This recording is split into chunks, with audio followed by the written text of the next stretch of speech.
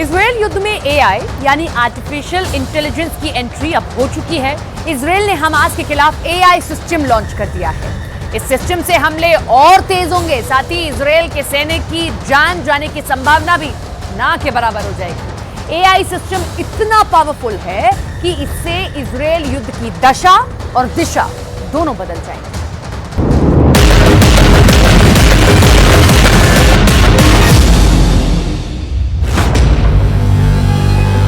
Israel.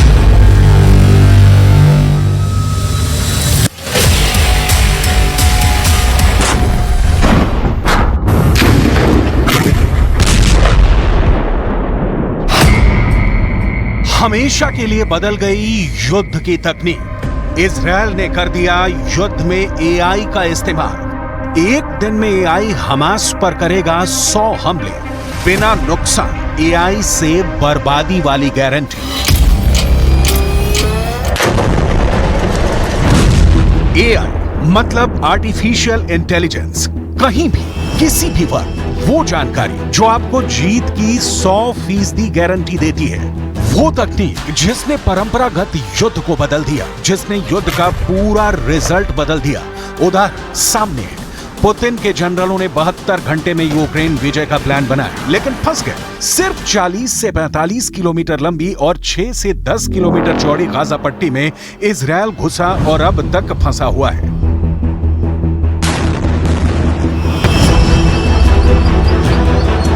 कागज और जमीन दोनों पर रूस यूक्रेन से और इजराइल हमास के बीच शक्ति की कोई तुलना नहीं है।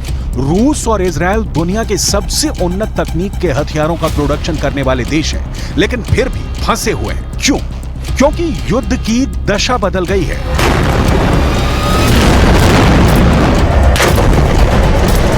क्योंकि युद्ध का मुख्य हथियार ही बदल गया। युद्ध में आर्टिफिशियल इंटेलिजेंस की एंट्री हो गई।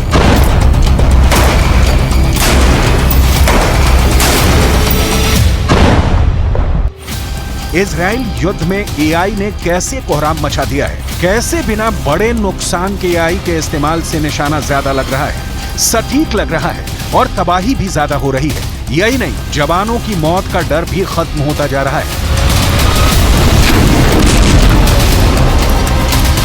इतिहास में इजराइल युद्ध एआई के इस्तेमाल के लिए याद किया जाएगा। एआई के इस्तेमाल से क्या फायदा हो रहा है और भविष्य में कैसे ये संकट बन सकता है, दोनों पक्षों को विस्तार में समझेंगे। क्योंकि आर्टिफिशियल इंटेलिजेंस एक ऐसी तकनीक है जो अब भी विकास की अवस्था में है।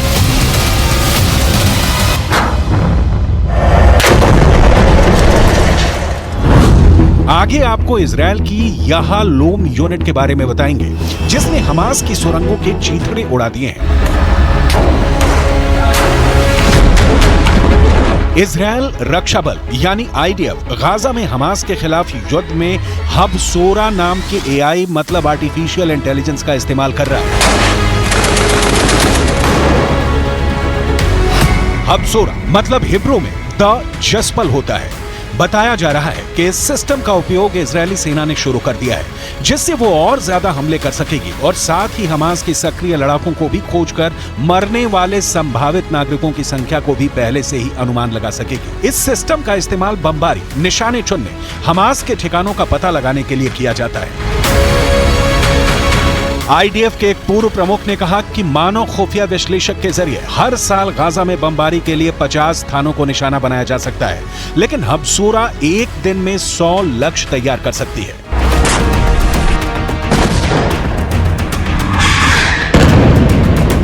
एआई में युद्ध के चरित्र को नया रूप देने की क्षमता है, लेकिन ये याद रखना बहुत जरूरी है कि इसका इस्तेमाल सिर्फ दुश्मन के खिलाफ नहीं, पूरी मानवता के खिलाफ भी हो सकता है। ये अत्याधुनिक तकनीक की मशीनें मिसाइलों से भी ज्यादा खतरनाक साबित होती हैं अगर इनका निशाना चूक जाए। इन तकनीकों के इस्तेमाल के पहले बहुत सावधानी बरतनी जरूरी होती है।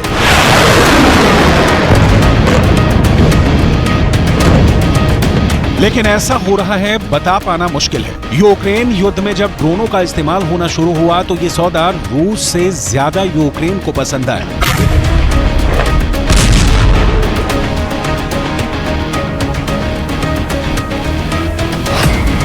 एक ड्रोन की कीमत ज्यादा से ज्यादा 50,000 या 1 लाख होगी, जबकि एक मिसाइल की कीमत कम से कम 50 लाख से 1 करोड़ होगी।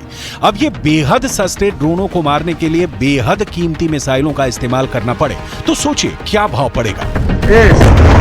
तकनीक ने युद्ध को आसान बना दिया है और घातक, खतरनाक और ज्यादा तबाही वाला बना दिया है। इसके कुछ फायदों को देखिए, इसके बाद दिखाएंगे कि इसका नुकसान किस लेवल का हो सकता है। एआई सैनिकों को अधिक कुशल बना सकती है, इससे युद्ध की गति तेज हो जाती है। एआई का युद्ध के सभी स्तरों पर प्रभाव पड़ रहा है। खुफिया, निगरानी और टोही गतिविधियों से लेकर घातक हथियार प्रणालियों के लिए इसका इस्तेमाल हो रहा है, जिसके जरिए मानव हस्तक्षेप के बिना निशाना बनाकर हमला किया जा सकता है। आईडीएफ की हब सोरा प्रणाली भी इसी तरह काम करती है। आपने नोटिस किया होगा कि 7 अक्टूबर के बाद से इजरायली सेना की मौत की अब तक कितनी खबरें आई हैं। इजरायल बिल्कुल सावधानी से बिना जवानों को खोए जंग जीतना चाहता है और इसके लिए उसके पास विकल्प है तकनीक। हब सोरा ने इजरायली डिफेंस फोर्स का काम आसान कर दिया है। जमीन पर सेना के पास अब हमास की वो जानकारियां पहुंच रही हैं जो आईने में दिखा देती हैं कि दुश्मन की लोकेशन क्या है, दुश्मन कितने हैं, उनके पास हथियार कितने हैं, कैसे हैं। जाहिर है हर सेना को ऐसे हथियार की जरूरत होती है, लेकिन पूरी दुनिया इतनी उन्नत नहीं है। और दूसरी बात यह भी कि एआई सिस्टम युद्ध के समय खतरनाक गलतफहमी पैदा करने या दुष्प्रचार में योगदान दे सकता है। यह सिस्टम मशीनों के सुझाव पर भरोसा करने की मानवीय प्रवृत्ति को बढ़ा सकता है। अब सोरा सिस्टम से बात सामने आई है कि किसी एआई सिस्टम की सीमाएं स्पष्ट नहीं हो सकती, मतलब तय नहीं हो सकती। इसलिए एआई का उपयोग इस आधार पर उचित है कि यह बड़ी मात्रा में डेटा की व्याख्या कर सकता है, इसे रिफॉर्म यानी संशोधित कर सकता है। लेकिन युद्ध में जहां सीमा तय होती है, वहां सीमा नहीं समझने वाले हथियार का इस्तेमाल बहुत बहुत बहुत खतरनाक हो जाता है।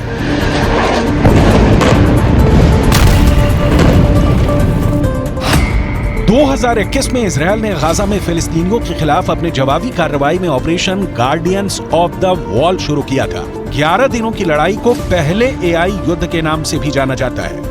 एआई टूल्स से लिए गए डेटा का इस्तेमाल गाजा में टारगेट को हिट करने के लिए किया गया था। इजरायल तकनीक में महारत रखता है। इजरायल का एयर डिफेंस सिस्टम आयरन डोम 7 अक्टूबर को हमास हमले के दौरान नाकाम रहा, लेकिन इससे इजरायल की सुरक्षा व्यवस्था की बखिया उघड़ जाने के तौर पर नहीं लिया जा सकता। इजरायल के पास अमेरिका वाला पैट्रियट डिफेंस सिस्टम भी है और सबसे बड़ी बात कि इजरायल के साथ अमेरिका खड़ा है, संयुक्त राष्ट्र में वीटो के साथ। लेकिन समस्या यह है कि इजरायल 7 अक्टूबर से दिसंबर आ गया, लेकिन इजरायल गाजा में हमास के अंतिम आतंकी तक नहीं पहुंच पाया। इसे लेकर कहा जा रहा है कि गाजा की सुरंग हमास के लिए वरदान साबित हो रही है। इजरायल अब इन सुरंगों को अपने आर्टिफिशियल इंटेलिजेंस सिस्टम से तबाह कर रहा है।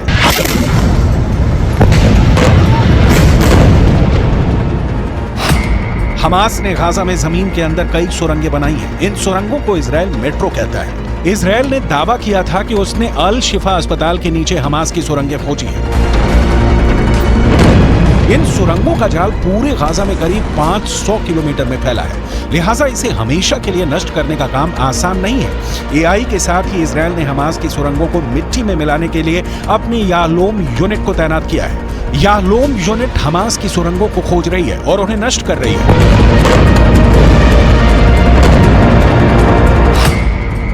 हिब्रू भाषा में याहलोम शब्द का अर्थ हीरा होता है। इस नाम से ही यह यूनिट अपनी विशेषता बताती है।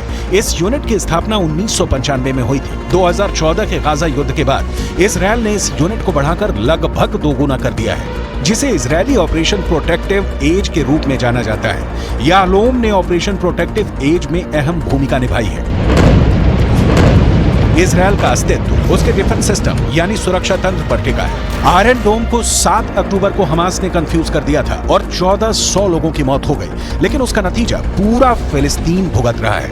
अब तक 17,000 से ज्यादा फिलिस्तीनी मारे गए हैं। इनमें महिलाएं हैं, बच्चे हैं, जो जाहिर तौर पर हमास जैसे संगठन के सदस्य नहीं थे।